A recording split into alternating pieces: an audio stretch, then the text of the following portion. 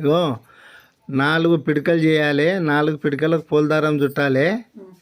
ఇగోటి పీట ఉన్న చూడు, పీటకు బొమ్మకు నల్ల ఊసల దండ వేసి పక్కకు ఒక అద్దం పెట్టి ఇగో ఇగో గిన్నెల పంచపైలి పువ్వులు, బియ్యము, చక్కెర, నవధాన్యాలు.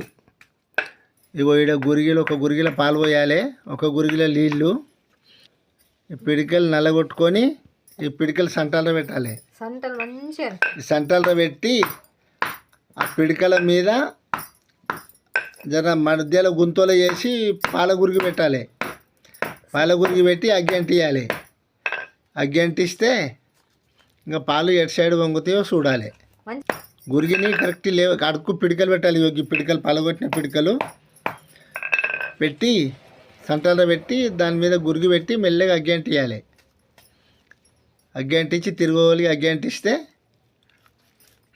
ఇక అదే అంటుకుంటుంది.